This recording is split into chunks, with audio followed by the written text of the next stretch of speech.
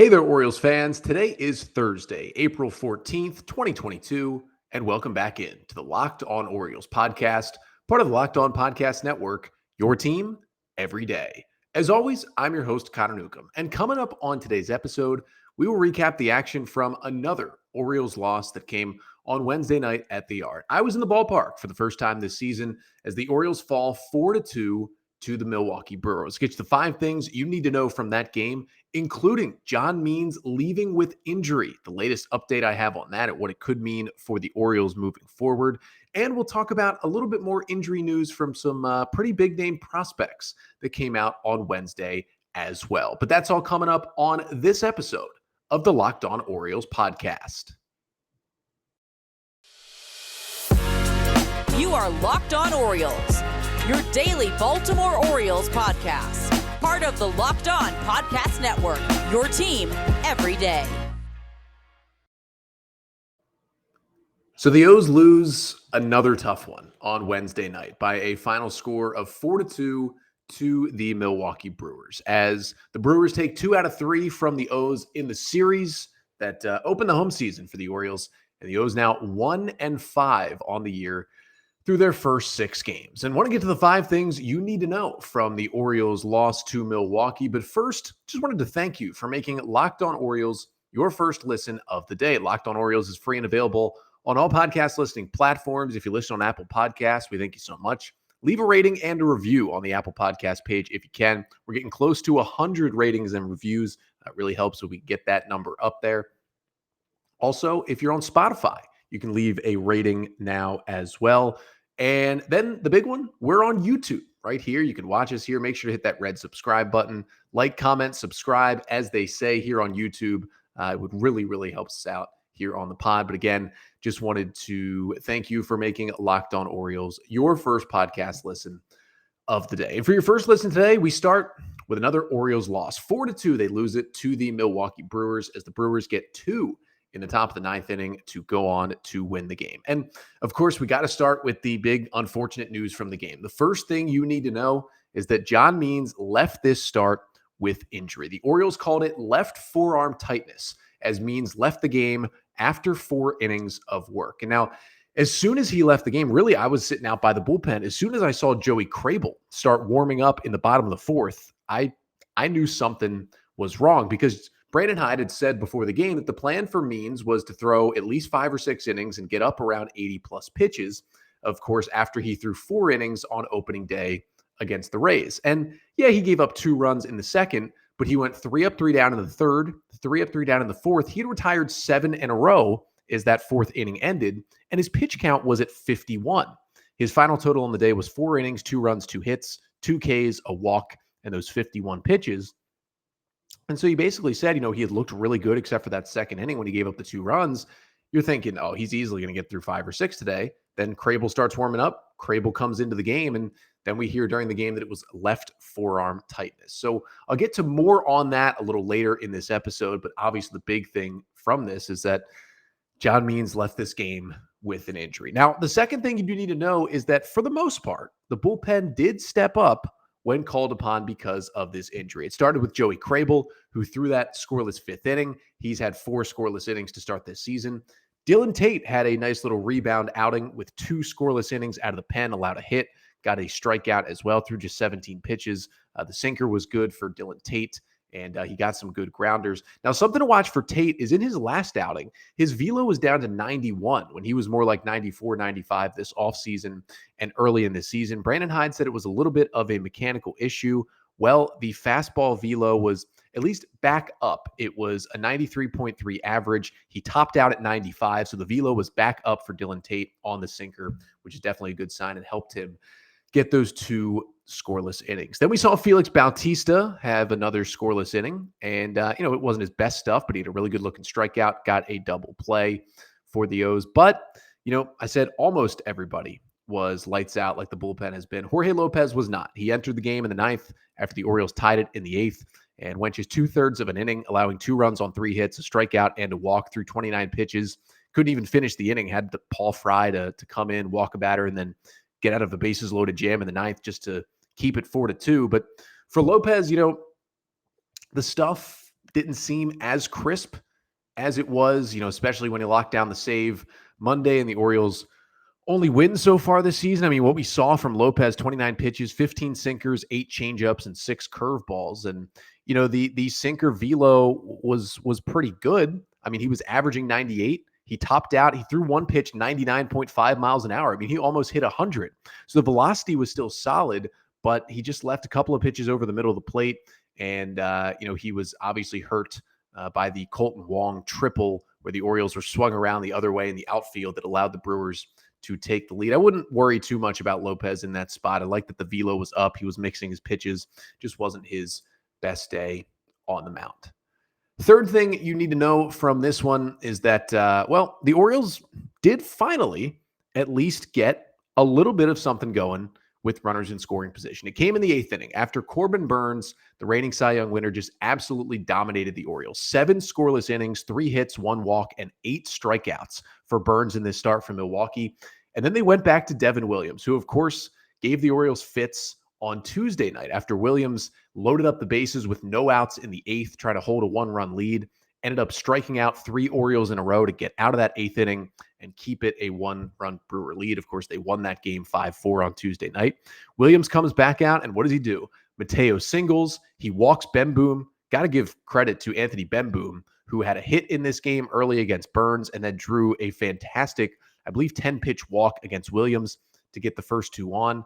And after he struck out Mullins, I thought, oh no, here we go again. But Ryan Mountcastle delivered with an RBI single. Then Santander walks to load the bases, and they go away from Williams. They bring in Boxberger, and it was only 1 hit with the runner in scoring position because then it was a Trey Mancini sac fly that tied the game at 2 before Ramon Arias struck out. But they did get a hit with the runner in scoring position. That was the Mountcastle RBI single. Could have had more. They didn't, and they still struggled in that spot, but at least they got 1. But the fourth thing you need to know is that other than that, the offense really did struggle again for the Orioles in this one. And listen, it's Corbin Burnes. He won the NL Cy Young last year. You're not going to expect much. And again, they got the 3 hits in the 7 innings, and they looked good against Devin Williams once again. And, Kelvin Gutierrez drew a leadoff walk in the 9th against Josh Hader, but that was all the Orioles had in the 9th inning, trailing 4-2. But the offense just wasn't there again. They struck out a whole lot once again in this game, struck out 10 times in the game.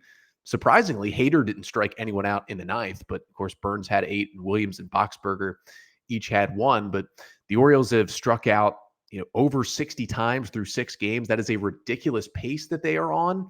And the strikeouts just continue. And you look up and down the list, they got 5 hits on the day, 1 each from Mountcastle, Santander. Odor had a double, and then Mateo and Bemboom, as I mentioned.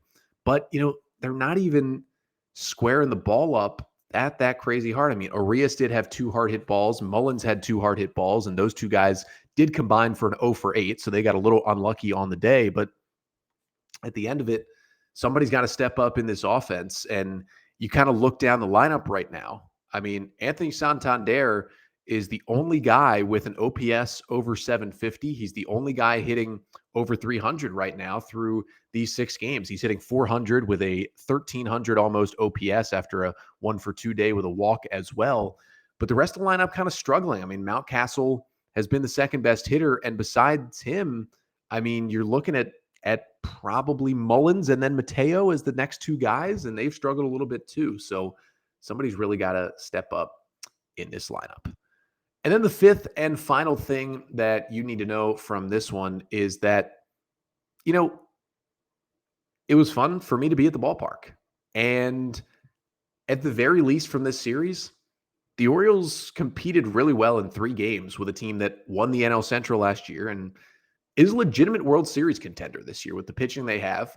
And yeah, they didn't sniff Burnes at all, but, they won the game, a low-scoring game with pitching on Monday. They stayed in that game and had a big chance to win it on Tuesday.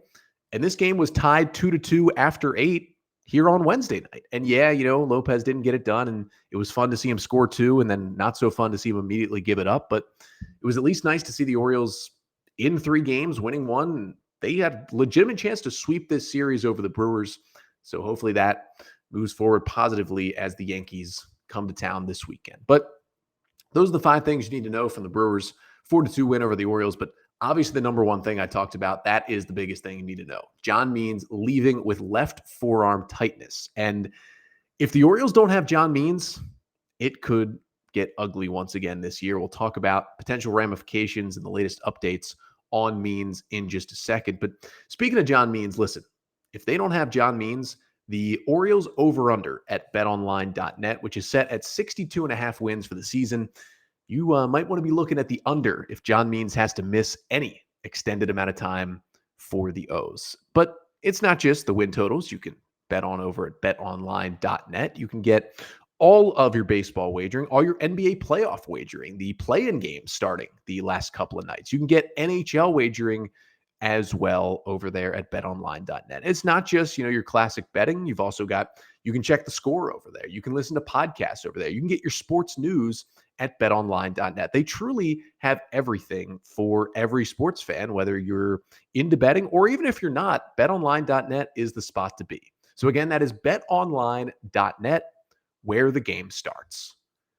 So bad news for the Orioles in Wednesday night's game, and not just because they lost to the Brewers by a score of 4-2. John Means leaving after 4 innings with left forearm tightness. He was rolling, did give up 2 in the second, but had retired 7 in a row and then just left the game after 51 pitches. And again, it was not the plan. The plan was 5 or 6 innings, 80-plus pitches. That's what Brandon Hyde said before the game, and that's not what happened. So we got worried. We heard during the game it's left forearm tightness. Now, Hyde did speak after the game, and John Means did speak after the game. So Means said, this is according to Rakabako of Masson, but this was Means talking to the media, said he felt it on a curveball in his first start and again tonight on the same pitch. That's a little concerning as well because he felt a little bit of the tightness throwing a curveball against the Rays back on opening day Friday, and obviously it didn't really bother him anymore the rest of the game, but he felt it again on the curveball tonight, and he said he wanted to stay in the game,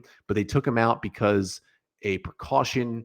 He didn't seem concerned at all, but he will be getting an MRI on Thursday. John Means also did say this is the first time in his career he's experienced anything like this left forearm tightness. So we will see. Again, Means will get an MRI on Thursday. As of this recording here late Wednesday night, Eastern time, just shy of 11 p.m. Eastern, that's kind of the information that we have. They're going to get an MRI as a precaution.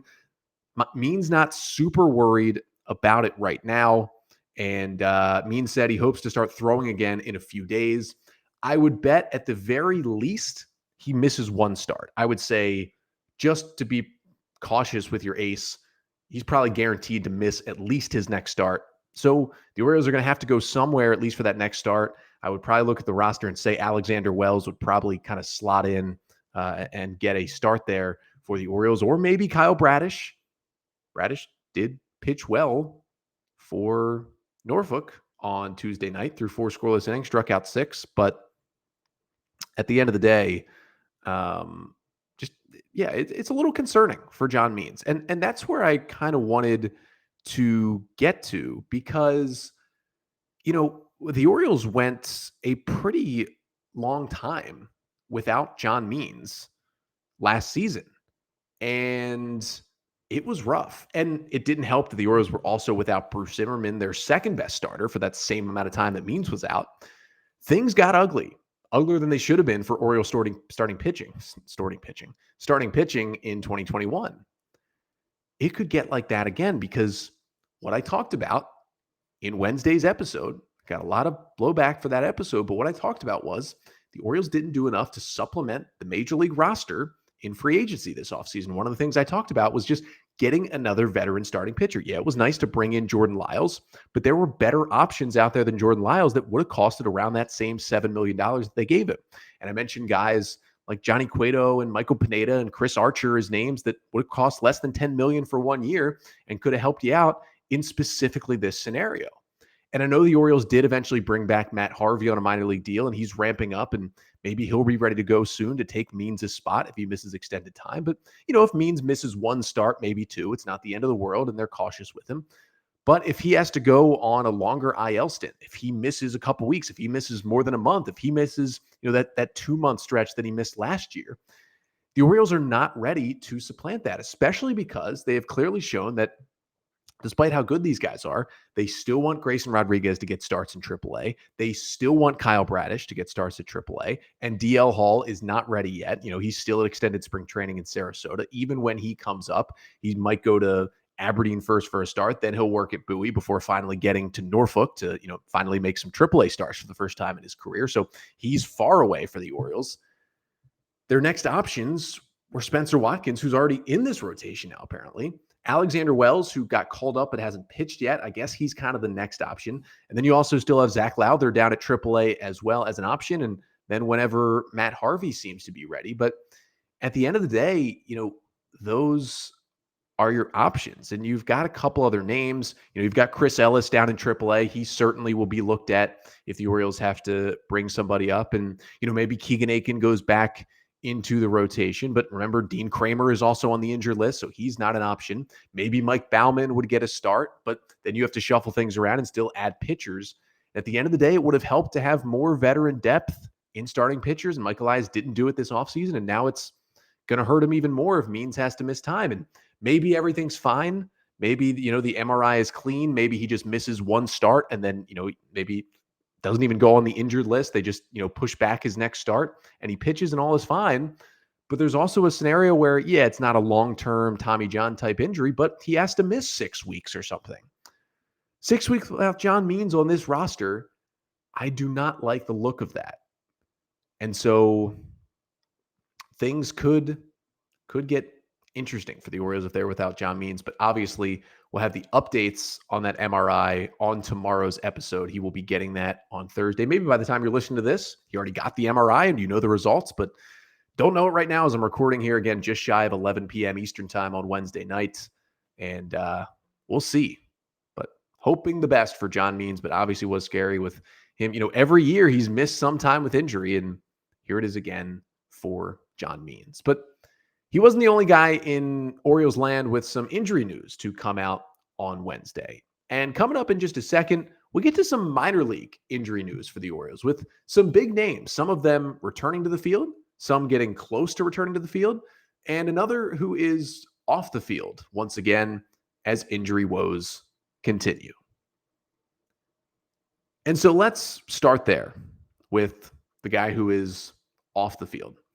And it is Yusniel Diaz once again for the Orioles. We know all the injury concerns and issues that he has had since coming over to the Orioles in the trade, the Manny Machado trade from the Dodgers in 2018.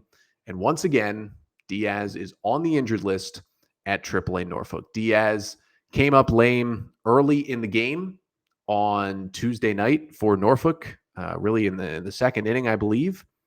And he came out of there, and Wednesday it was announced that he was going on the injured list with a hamstring strain. And, he struggled with injuries all of 2021, and he had terrible stats. Here's why this one hurts even more. Diaz looked good in spring training, and he continued that into the AAA season. In 19 at-bats, he had 2 homers, 8 RBIs. He was hitting .368, an OPS just shy of 1,300. He was swinging the bat really, really well in this first week of Norfolk Tides games. And now he goes out with the hamstring. And hopefully it's just a 10 to 15 day thing, 2 or 3 weeks and he's back.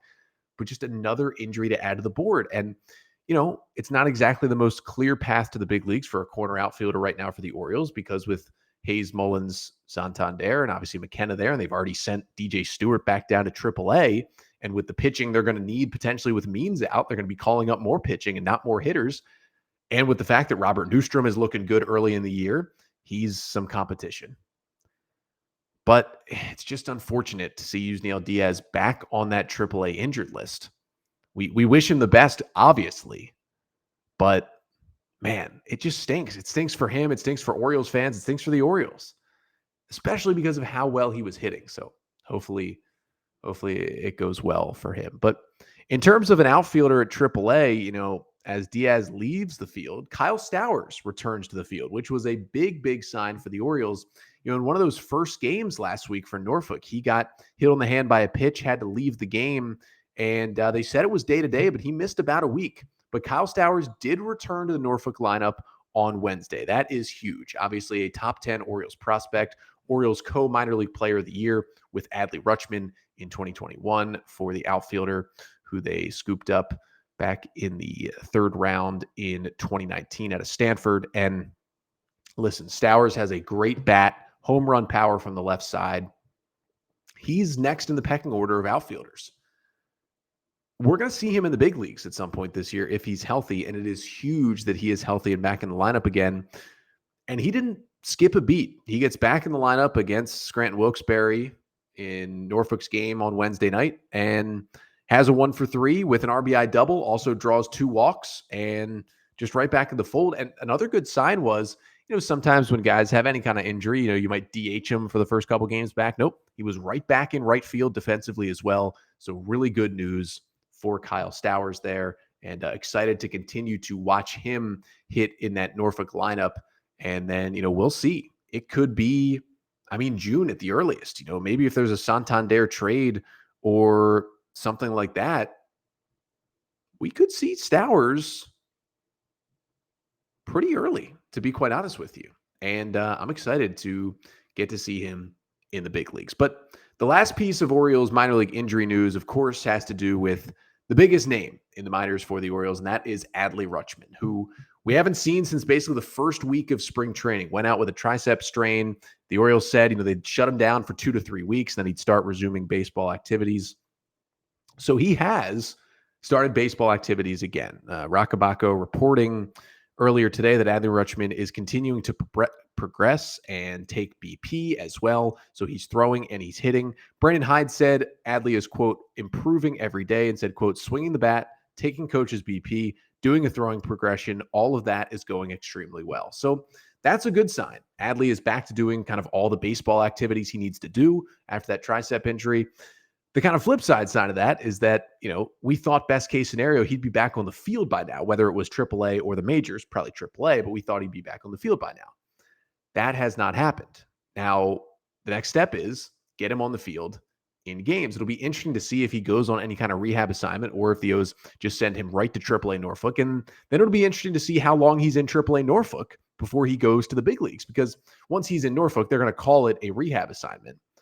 Obviously, it helps the O's that this manipulated his service time a little bit because of the injury, but I just want to see Adley Rutschman in the bigs. And listen, I was impressed by what Anthony Bemboom did in Wednesday night's game with the hit and the walk he drew in the 8th and caught a pretty good game back there for the Orioles. And Robinson Chirinos hasn't been very good, but he's been solid behind the dish, and, he's gotten a couple hits, so whatever. And I'm perfectly fine with Chirinos being Adley's backup once Adley is here, but I want to see Adley Rutschman in the big leagues. And it stinks that this injury is holding him back, but, good signs, good word from Rock, good word from Brandon Hyde on Wednesday that things are progressing well for Adley. I don't really have a timeline. They didn't give a timeline.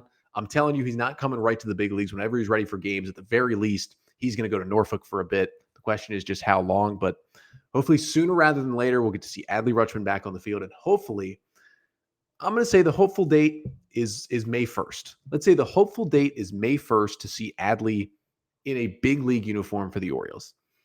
The way this is progressing, it's probably going to be later than that, but May 1st is at home against Boston, and the Orioles are home that whole week from April 29th through May 8th.